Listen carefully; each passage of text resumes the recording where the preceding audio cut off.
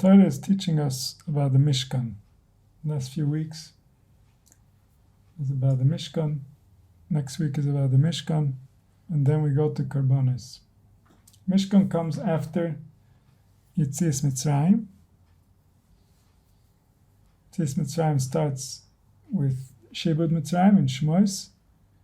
Then we have Kriyas Yamsuf, Matan Torah. Then comes the Mishkan. Then comes Karbonis. And then there's the story of what's happening while these teachings are being given over. So there's the background that's being told. So before Mitzrayim, we get the background in Bereshis of what led up to Mitzrayim. What happened? Why is this family so special? Why is there a special hashgacha on these people? Why they're different than everybody else? So there's an entire history that leads up to it. Then, after Shmois, Vayikra, Karbonis, Bamidbar, we get the stories that happened in the Midbar. Devarim, we get the last day of Moshe Rabbeinu and everything that he gave over and everything that he told. So here we're dealing with the Mishkan. The Mishkan is related to a message that Moshe Rabbeinu is trying to give over to these people. These people come from the highest that the organism that lives inside the earth can produce. There's a production happening. We're part of that production. We came from somewhere. There's a process that makes us. There's a reason why. Every detail has its place. And so we come from somewhere for a purpose. And that purpose is more directed towards specific people and less directed towards those who came in order to assist. And this is the way the Torah sees reality. Just like the human being is at the top of the purpose of why we exist, and then the animals play a supporting role, and the plants play a supporting role, the elements play a supporting role. So within humanity there is the purpose, and there is those who are playing the supporting role. This is not necessarily very politically correct, but this is the belief. We practice the belief. We live it. This is what the wisdom was based on, was that there's a way to do life that aligns with some ultimate purpose, and there's a way to do life that doesn't align with some ultimate purpose. That the difference between man and animal is not a simple yes or no question.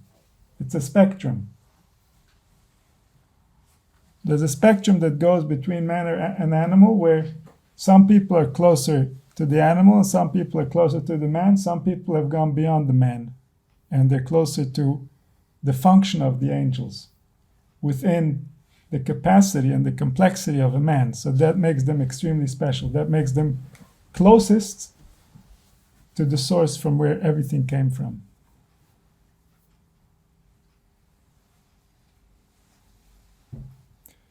And so we have Avraham, Yitzchak, and Yaakov. We have three representatives of the divine attributes. Three includes everything. Three includes the right, the left, and the center. Avraham to the right, Yitzchak to the left, and Yaakov to the center. That covers everything. Through these three divine attributes come children with a potential for divine attributes. Why did they have this potential? Because within their DNA, within their history, are those attributes themselves that came into physical form and affected the lineage, so that those who come through are different. They're different because they now have a divine attribute that's active in potential, that's ready to be used when the soul will be developed enough to realize it.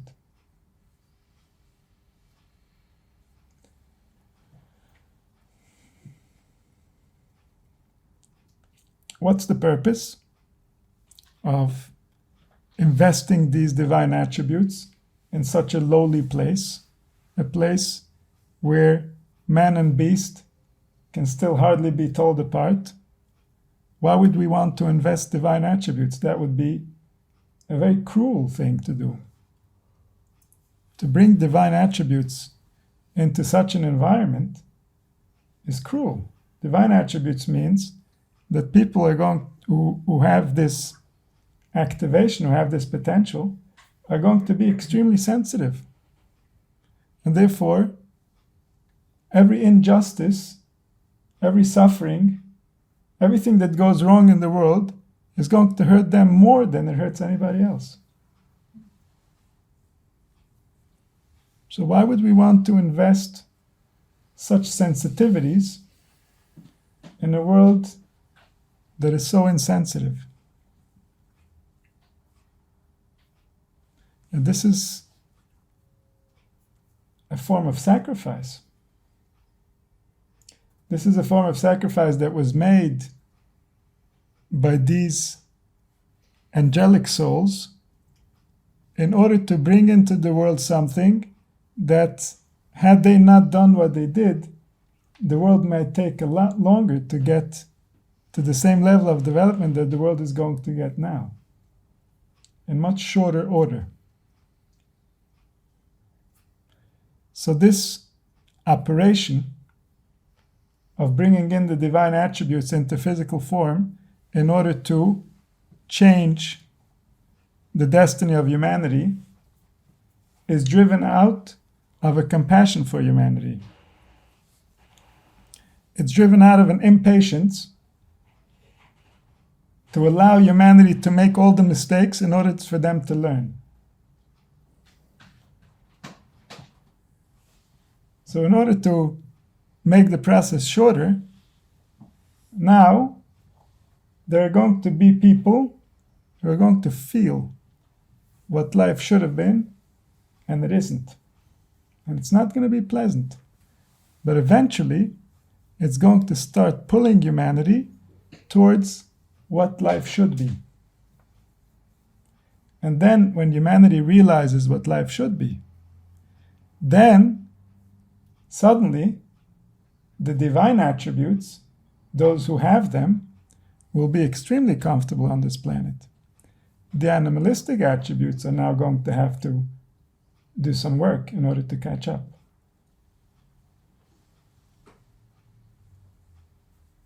And so this process is in order to unite humanity. Humanity cannot unite unless they have compassion, consideration, realization, sensitivity. So in order to unite humanity, they need to have the right attributes to do so.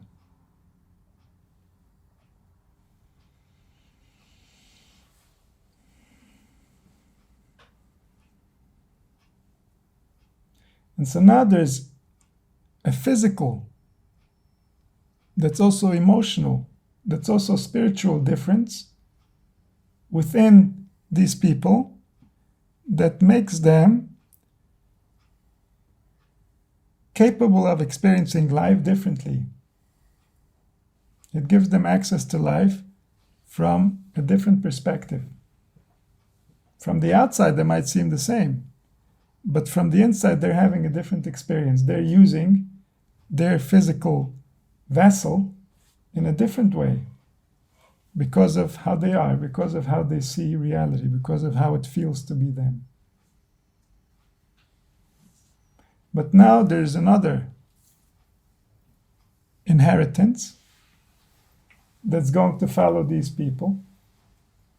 And this is related to the tradition, to the wisdom, to the knowledge that's going to allow these sensitive people to survive throughout all the different challenges that are going to be placed in their way by those who still inhabit the animalistic tendencies. Any talk of refining the attributes, and they right away feel that their territory is being taken away. And so they fight back.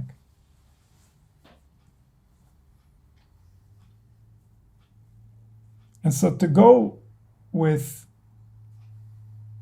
the difference in the body comes a difference in soul. And that difference in soul has been given to us in words. And we say those words. And most of the time, we have no idea what we're saying. And yet we're saying them. We're saying them because we know that if we understood them, then they can save us. If we knew what we were saying, then what we are saying will save us. It saved so many. Those who knew what it meant, it saved them. And so we hold on to them.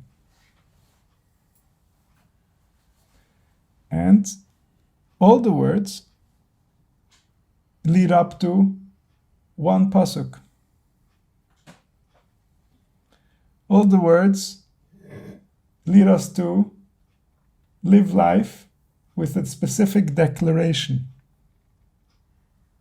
And everything that we do, everything that we believe, everything that we celebrate, and everything that we mourn revolves around this statement.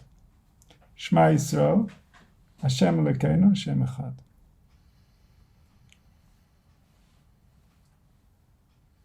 We say it.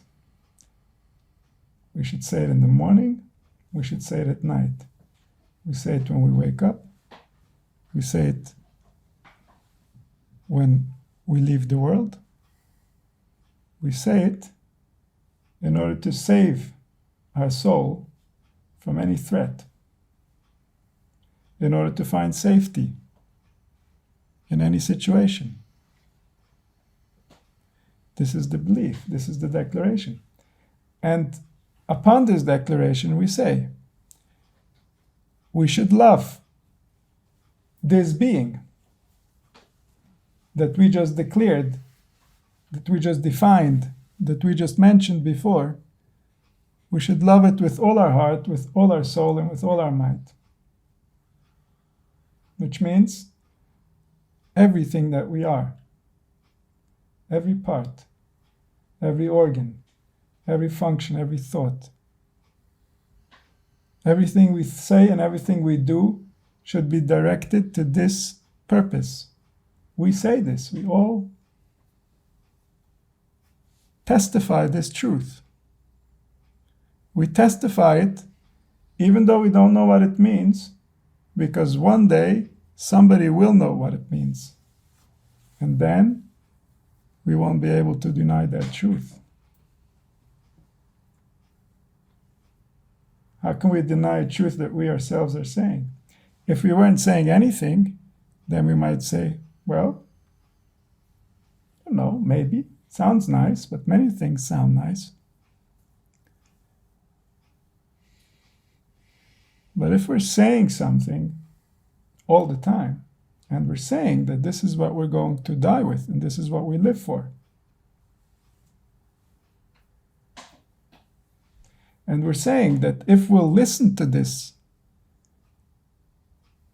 if we'll understand this, if we will serve this with all our heart and with all our soul, then everything will always be fine. But if we will turn away from this, then things most certainly will not be fine. We say this every single day.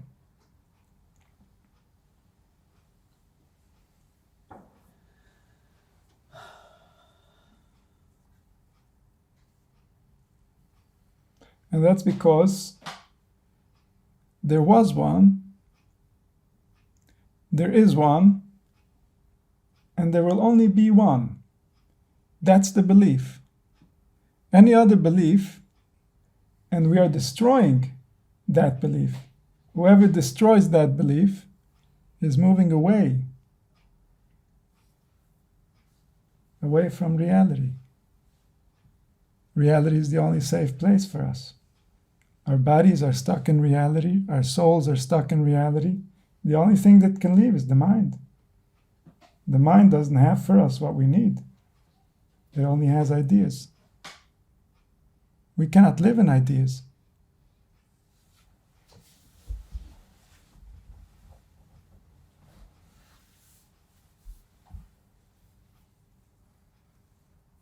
And so there was only one, and now there is many. No, there isn't many.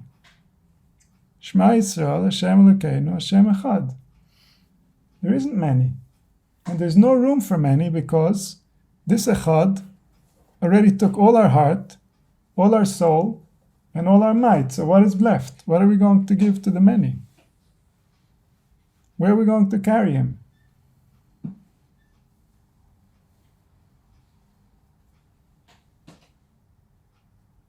The Torah expects us to have a very pure heart, very clear, very clean, very simple. To really, really, really accept that there's only one. And if I'm arguing with him. It doesn't matter what face I put on the argument.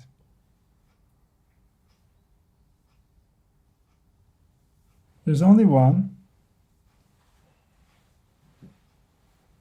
and everything that is part of that one. That's the base belief. That's our ticket into this world, out of this world, into any world. We find ourselves and we don't even know if there's a world or not a world, and if there's only one, I'm perfectly safe. I don't need a world to be safe. I'm safe in the world, safe out of the world, because of the same reason. I'm not safe here because of anything that I know. I'm not safe here because of anything that I can do. I'm safe here because he decided that I get to be, and therefore I be. And like that, I'm safe anywhere. Anywhere I find myself, I have the same one that's there keeping me safe. Whether I realize that or not is a different story.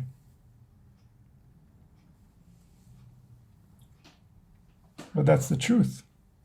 That's the only truth. There can be no other truth. If a tiny part of my heart is looking for another truth, then I'm turning away.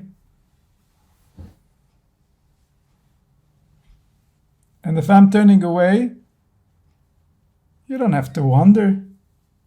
Maybe things will work out, maybe they won't work out. It's going to be horrible. So many have tried. Everybody got to the same conclusion. It's going to be horrible. Even if somehow you can manage to control your entire life and your surroundings, as long as you're in your body, what happens when you leave?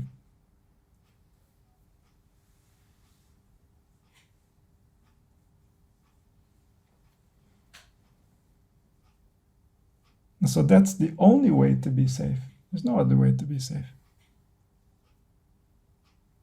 And that only way to be safe is always available.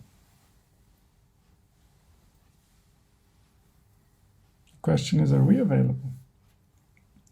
Or do we require a specific form of safety?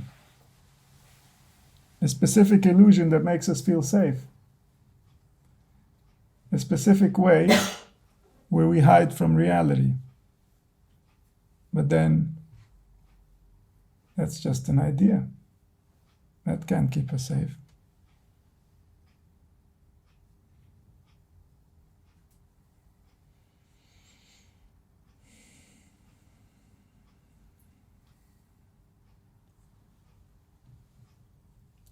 And so we build the Mishkan after we get taken out of Mitzrayim.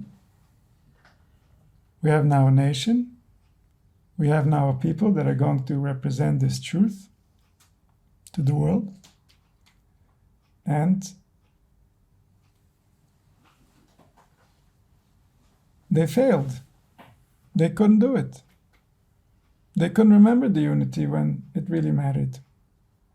So now we're building a Mishkan. Now we're making it physical. Now we're going to have some external guidelines that are going to remind us about the internal, eternal truth.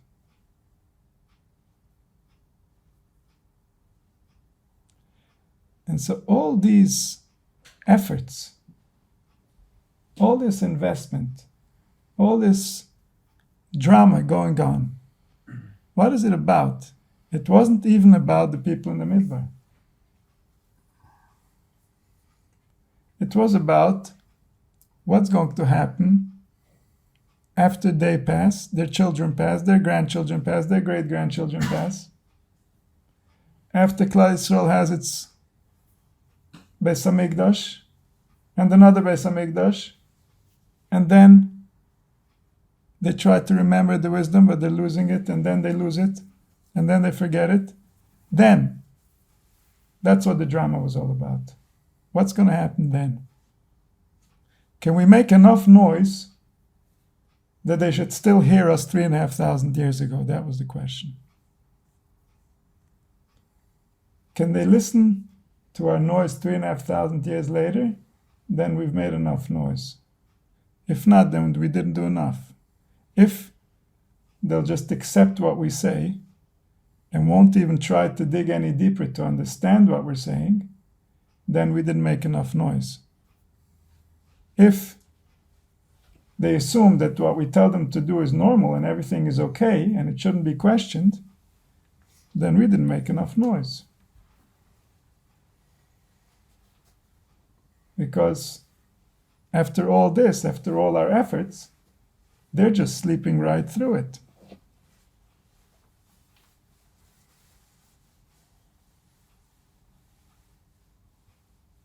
And so what we're doing was meant to be strange. It was meant to wake us up. It was meant to have us asking. And not only that, but the whole Torah Sheba'al Peh was given to us in a way that teaches us to ask. So all the skills that we're learning is so that we know how to apply those skills on reality. We're supposed to ask, we're supposed to try to understand, we're supposed to know.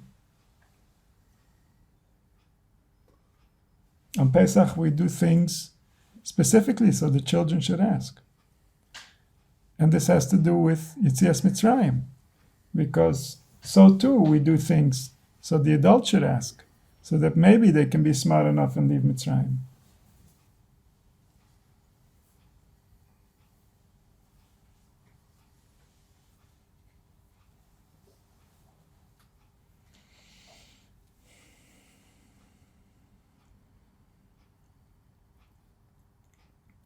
The unity means something to us that brings us back to our path so that we can continue on our journey that was naturally our journey.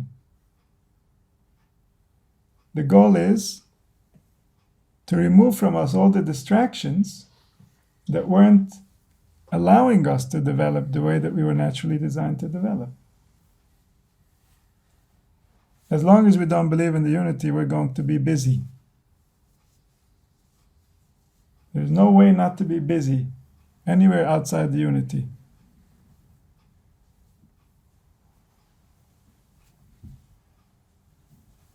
Because being outside the unity, by definition, means there's activity. There's more than one. There are relationships. There's a process. There's progress. That's busyness. Busyness is a distraction from living. It's a distraction from being, because the body has important things to do. There are certain organs that haven't received maintenance in who knows how long, because we've been so busy. The body has so many procedures it needs to do, and it holds off because Now's not the time. There's so much stress. Just wait. Give it a few more days and then maybe we'll get to it. A few more days can turn into a few more years and a few more decades. And then something just doesn't feel right. Yeah, it's the stress. Too stressed.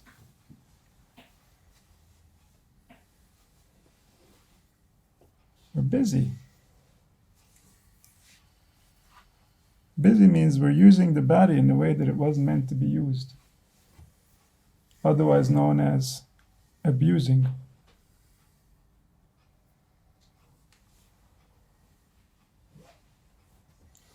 If we're not in the unity, we're abusing our organs.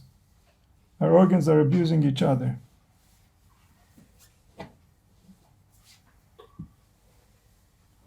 This is the nature.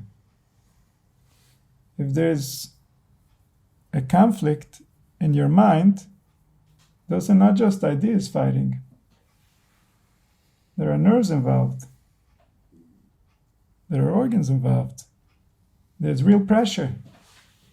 Pressure can lead to inflammation. Inflammation can lead to discomfort, and then we have to avoid a certain subject. We have to avoid a certain association, a certain feeling, a certain emotion, a certain place in the body. It's alive.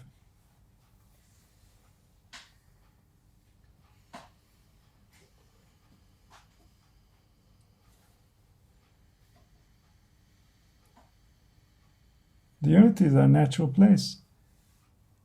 Mitzrayim is about keeping people enslaved so that they can't find unity, so that Pharaoh can be looking for his unity while other people don't get a chance to look for their unity.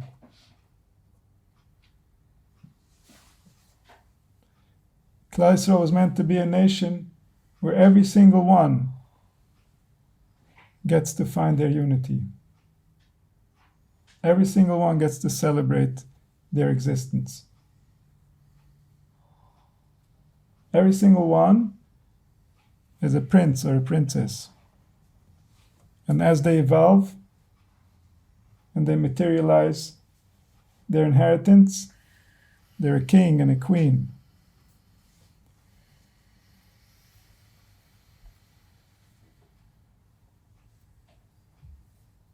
This is the nature. There's enough for everyone. Not only is there enough for everyone will enjoy it more when everyone has it. Being a king in Egypt can be very lonely. Being a king amongst kings is a much more joyous celebration.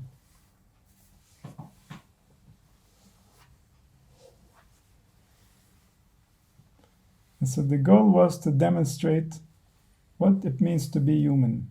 To be human is not a simple task. To be human is to be some form of a god animal. It's not simple.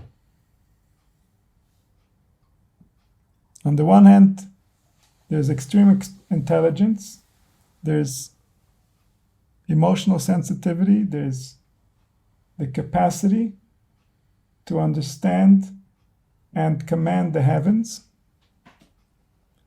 And on the other hand, we're in a physical structure that has instincts and habits and needs.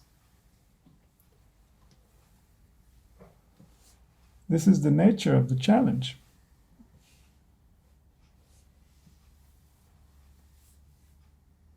And the attributes are the guides that connect the heavens and the earth, that connect the God and the animal, that connect the individual with the collective.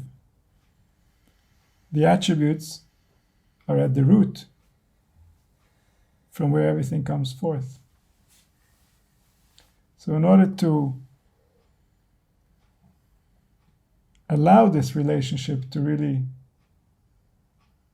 reach its potential, the attributes, the divine attributes, are the main work, the main area that we can control in order to get better results.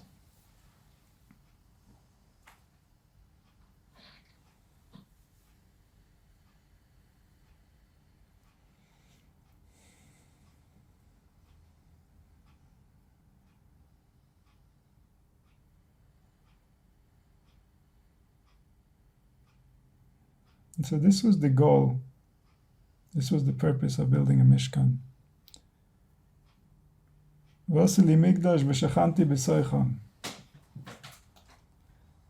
If man can no longer understand his relationship to the unity as an individual, at least let them celebrate their relationship with the unity as a collective. So the Sheena was now, in a way, being downgraded. Instead of living directly in every single human heart, she's going to live now only in Klal Yisrael. And then instead of living in every single Jewish heart, she's going to live now only in the collective designated space where through belief the holiness of the divine is going to manifest. And this belief is the purpose of the world. This belief is the crown. The crown meaning the desire that's being followed. This is the crown that we're going to give to the One when we're going to believe in Him again, when we're going to realize Him and remember Him. The crown meaning that this is going to be the force that guides all our decisions. If we are following anything besides Him, we're giving a crown to that thing. We're giving a crown to anything that we're following, anything that we're surrendering to, anything that we are allowing to be our purpose. So that crown is going to return to the unity because that's where it belongs.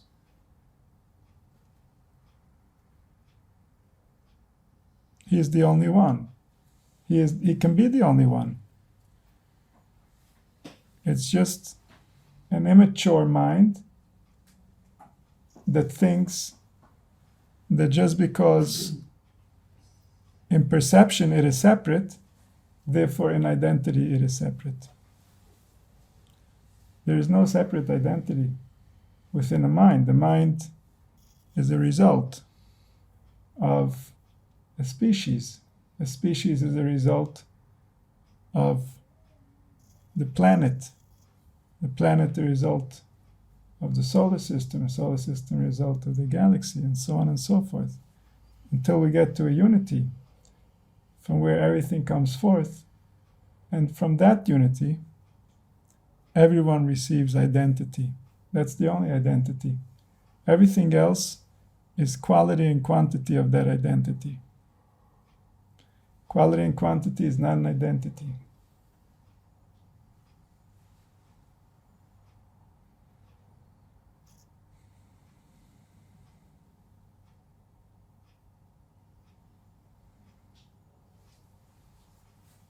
So every soul can be identified by its quality back to the forces that created us. The forces represented in our body, the forces represented in the form and the function of our organs. So every soul has more or less powers based on its root, based on its source, from where it came. And yet, this is not identity. This is simply identifying the form and the function of the big one. Just like we cannot create identity on an individual body part. We wouldn't say that our finger has a separate identity. We would say that our finger has a function that serves for the identity of the entire body, the identity of the soul. And so when we look at the bigger unit, every individual doesn't have separate identity. They have a form and a function within the bigger unit, and that's the service that they do for the bigger identity that is all.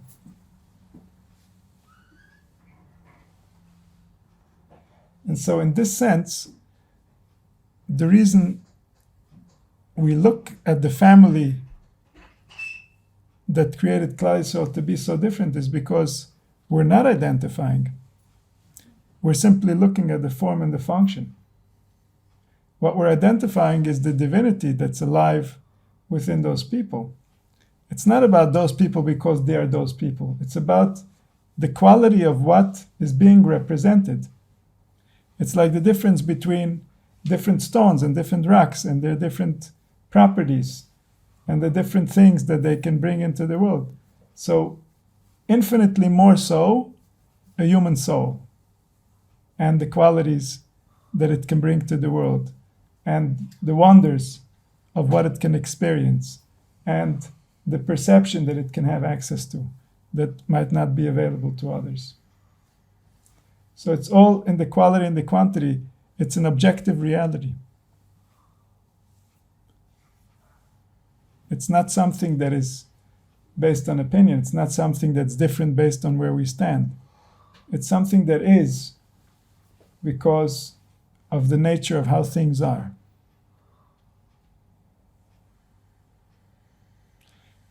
And so the purpose of this is that we should be able to live and to believe and to declare a way of life that really avoids the capacity for us to cause damage. And as long as we'll rely on our perception based on information that we've gathered, then we most certainly are causing damage. Information gathering is not a legitimate way of knowing truth. The truth is known to us from a deeper place that has to be activated. Our attributes have to be real and authentic and have to process the situation in real time. That's the only way to access truth.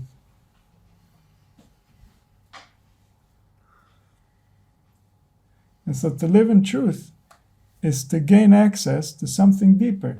If we've awakened the unity within us, if our heart remembers that we are everything, if we identify as the unity, then our mind will interpret information and our information gathering will actually be meaningful. But if the heart hasn't been activated, all information gathering is going to cause us to have the wrong conclusions. Because we don't have access to a pure decision maker. The decision maker is not seeing reality for what it is.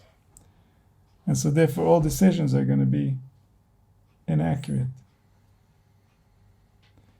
The unity is what gives us access to ourselves in that sense, because we are that. We can't be anything else. We can think we are. And that's the danger, because as we think, at least while we're in the body, so we feel, so we act. Then when we will find out, then we can no longer feel, we can no longer act. That's already a different domain. So we should be able to realize this truth, to realize what we're saying, to realize that there's something here that has far more value than what we attribute to it. There's something here that is vastly more powerful than we realize. And this is closer to us than anything that we have ever experienced. When people experience this truth, they know that they've never experienced truth before within their body, because when we experience more real, then we suddenly realize that the other experiences were like in a haze. We weren't really there. We weren't really there because things didn't really add up. When things don't add up, our intelligence is not fully engaged. So we really are not fully there. It's not just an illusion. It's not just a feeling. part of us doesn't connect to what's happening. That part is not engaged. So we should be able to engage fully. Engaging fully means coming back to a place where everything becomes one, so that they can all engage at once. That truth that all of us together can realize, that truth represents our source, represents our root, represents the place from where we receive spiritually. So when we're there, we're not causing deterioration. We're not interpreting in a way that's distancing the message from its original truth. So we should all have the merit to find access to this source that we already have access to. It's already happening. It's just that there are certain valves that we need to configure in order to increase the experience that we're having. We're all having an experience, which means we're all connected to the source. We should learn how to master that relationship and how to maximize that relationship.